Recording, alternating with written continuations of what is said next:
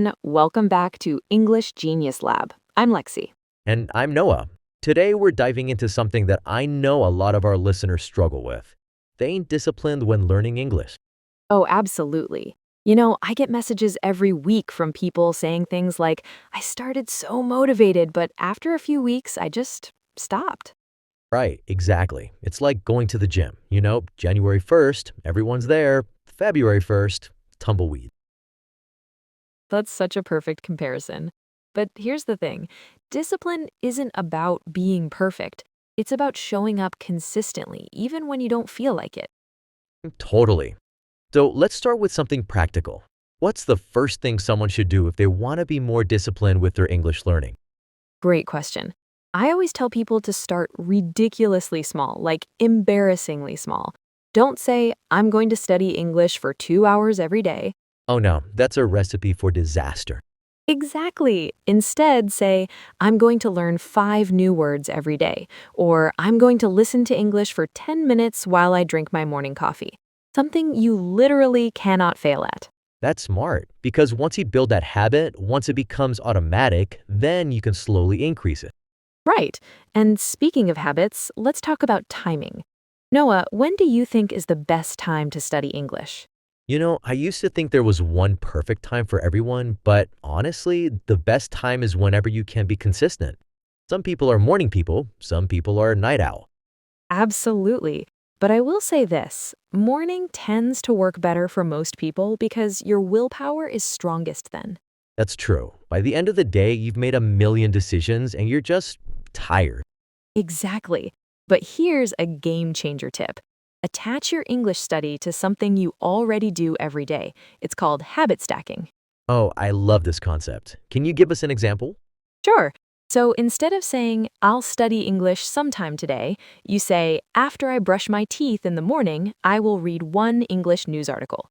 You're connecting it to something you never forget to do. That's brilliant.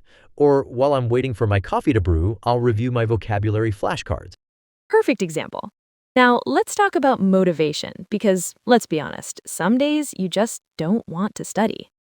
And those days are the worst. You know what helps me? I remind myself why I started learning English in the first place. Yes, your why is so important. Is it for your career, to travel, to understand movies without subtitles? Whatever it is, write it down and look at it when you're feeling unmotivated. And here's something that really works. Track your progress visually. Get a calendar and put a big X every day you study English, even if it's just for 5 minutes. Oh, the good old don't break the chain method. It's surprisingly addictive. You start wanting to see that unbroken line of X's. Exactly, it turns studying into a game. But let's address the elephant in the room. What happens when you do break the chain, when you miss a day or even a week? Oh, this is so important. First of all, don't beat yourself up. Seriously, the all or nothing thinking is what kills most people's motivation. Right, missing one day doesn't ruin everything. Exactly. If you miss one day, just start again the next day. Don't try to catch up by doing double the work. That's another trap that leads to burnout. That's such good advice. Now, let's talk about making English part of your daily life, not just something you study. How can people do that? This is where it gets fun. Change your phone's language to English. I know it sounds scary, but you'll learn so much vocabulary just from using your phone every day.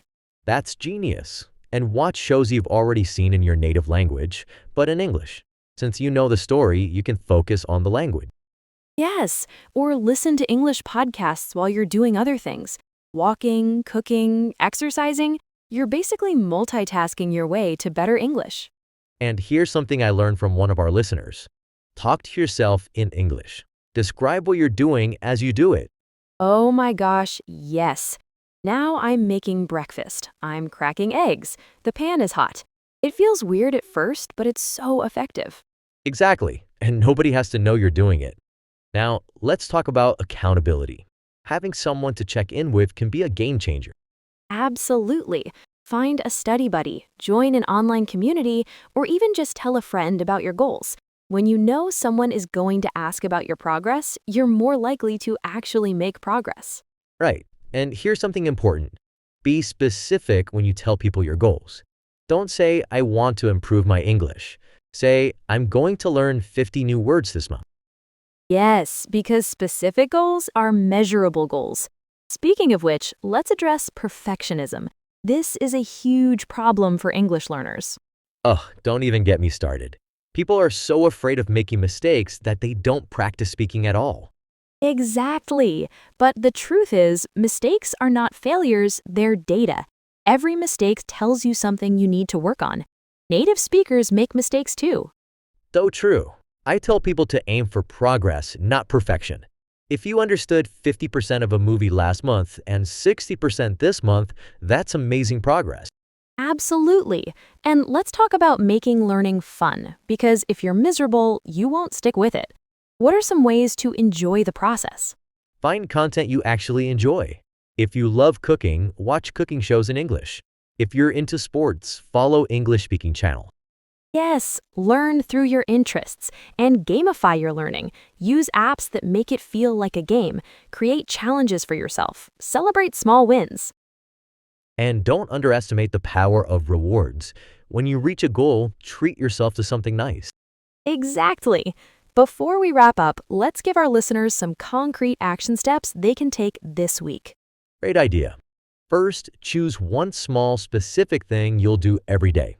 Write it down and attach it to an existing habit.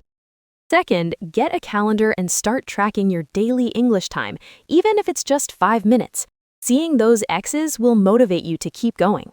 Third, find one way to use English naturally in your daily life this week. Change your phone settings, watch a show, or talk to yourself while doing chores. And finally, tell someone about your English learning goal. Make it specific and ask them to check in with you next week. Remember, everyone, discipline isn't about being perfect. It's about showing up consistently even when you don't feel like it. Small actions done regularly beat big actions done occasionally. Beautifully said, Noah. Thanks for listening to English Genius Lab. We'd love to hear about your discipline strategies, so send us a message and let us know what works for you. Until next time, keep practicing, stay consistent, and remember, you've got this. Actually, before we go, I want to share something really important that we haven't talked about yet. Dealing with plateaus. You know, those frustrating periods where you feel like you're not improving at all? Oh yes, the dreaded plateau. This is when so many people give up. They think, I've been studying for months and I'm not getting any better. Exactly. But here's what's actually happening. Your brain is consolidating all that information you've been feeding it. It's like when you're building muscle at the gym. You don't see results every single day, but the work is happening underneath the surface. Right. And often plateaus happen because you need to change your approach slightly. If you've been focusing on reading, maybe it's time to focus more on listening. If you've been doing grammar exercises, maybe it's time to have more conversations. That's such a good point. And here's a strategy I love for plateaus. Challenge yourself with content that's slightly above your level. If you normally read news articles, try reading opinion pieces or literary excerpts. Push that comfort zone just a little bit. Speaking of comfort zones, let's talk about creating the right environment for learning. Your physical and mental environment can make or break your discipline. What does an ideal English learning environment look like? Great question. First, eliminate distractions. Put your phone in another room or use apps that block social media during study time. Your brain needs to focus on one thing, English. And create a dedicated space for English learning if possible. It doesn't have to be a whole room, maybe just a corner of your desk with your English materials. When you sit there, your brain knows it's English time. I also want to talk about mindset because this is huge. The voice in your head can either support your discipline or destroy it. What are some of the most damaging thoughts that English learners have? Oh man, where do I start? I'm too old to learn a language. I don't have the language gene. I'll never sound like a native speaker. These thoughts are discipline killers. Those are terrible, and they're all lies, by the way. You know what we need to do? Replace those thoughts with better ones.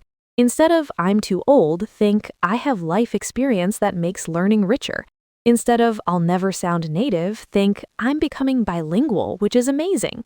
I love that reframing technique. And you know what else helps with mindset? Celebrating small wins. Did you understand a joke in English today? That's worth celebrating. Did you have a 5-minute conversation without switching to your native language? Party time. Absolutely. Now, here's something people don't talk about enough, The role of rest in language learning. You can't maintain discipline if you're exhausted. Your brain needs sleep to consolidate what you've learned. So true. I see people trying to cram English study into every free minute and then they burn out. It's better to study for 20 minutes focused when you're fresh than 2 hours when you're brain dead. And speaking of feeling overwhelmed, let's address the resource problem. There are so many English learning apps, books, websites, and courses available. How do you choose without getting paralyzed by options? This is such a common problem. My advice, pick 3 resources maximum.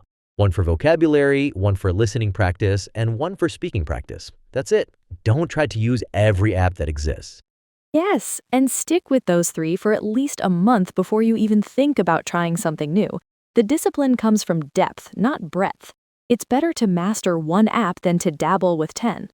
Let's talk about weekly planning, because this is where a lot of people struggle. They have good intentions, but no real plan. What does a good weekly English learning schedule look like? Great question. I recommend the 4-3-2-1 approach.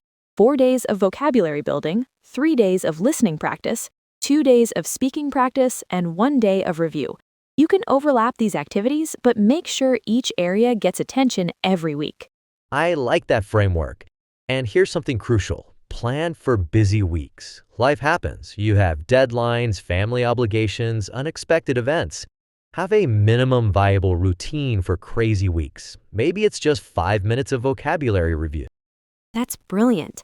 Better to do something small than nothing at all. Now let's talk about community, because learning English can feel really lonely sometimes. How can people connect with others on the same journey? Community is so important. Join online forums, Facebook groups, or Discord servers for English learners. Find people from your country who are also learning English, or connect with native speakers who are learning your language for language exchange. And don't underestimate local opportunities. Many libraries and community centers have English conversation groups. There's something powerful about meeting people face to face who share your goals. Before we really wrap up this time, I want to leave everyone with one final thought. Language learning is not a sprint, it's a marathon. Think in terms of years, not weeks. The discipline you build today is an investment in your future self. Exactly. Every day you show up, even for just 5 minutes, you're proving to yourself that you're the kind of person who keeps commitments. That discipline spills over into every other area of your life. We've covered so much ground today, from starting small and habit stacking to dealing with plateaus and building community. Pick 1 or 2 strategies that resonate with you and start there. Thank you so much for sticking with us through this extended episode. Remember, we're here to support you on your English learning journey. Send us your success stories, your challenges, and your questions. Until next time, remember, discipline is not about perfection, it's about persistence. Keep showing up, keep practicing, and most importantly, be patient with yourself. We believe in you. And one more quick thing before we sign off. If you're listening to this and thinking, but I've tried all of this before and still failed, please don't give up. Sometimes it takes multiple attempts to find what works for you. Each attempt teaches you something valuable about yourself. Absolutely, Lexi. And remember, the fact that you're listening to this podcast right now shows that you care about improving. That's already a huge step. Take that energy and channel it into one small action today. Just one. And then tomorrow, do it again. Perfect advice to end on. Thank you for joining us for this extended deep dive into English learning discipline. Take care of yourselves, and we'll see you next episode. Oh, and before you go, if this episode helped you in any way, please hit that subscribe button. It really helps us reach more English learners who could benefit from these conversations.